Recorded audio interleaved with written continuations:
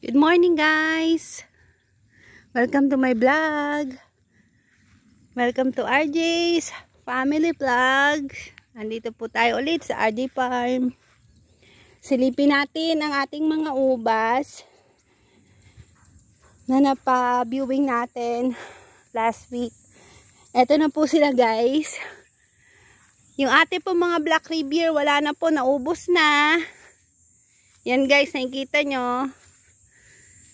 Wala na guys, na free taste na. Ayan, tsaka pinuto na rin natin yung mga ibang black na ubas kasi naulanan lang siya tapos naglanggam. Sayang nga guys at di natin napakinabangan. Ayan. Meron pa rin po tayo yung mga green na ubas, yung Brazilian. Meron pa po siya. Nga lang po, hindi nga quality. At saka po, yung iba po, hindi pa hinog. Meron po rin naman po tayong pang-viewing at pang-pre-taste na mga ubas. Ayan po yung mga Brazilian. Ayan po sila guys. Ayan o. Ang dami pa rin nila. Yun nga lang, ito po ay hindi natin talaga pa naalagaan ng maayos dahil laging umuulan. Ito po yung mga ubas natin. Ayan, tingnan nyo guys, nabubulok siya oh.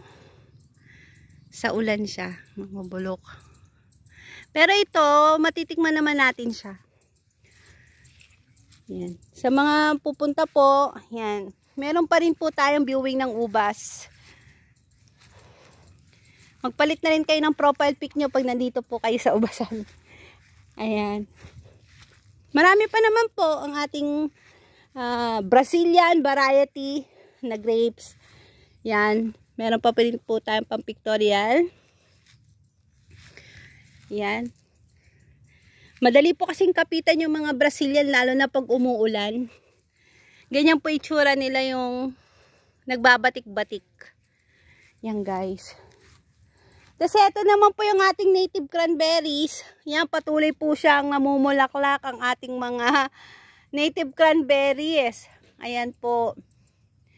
Sa may mga gusto po nito, pwede nyo pong tikman to.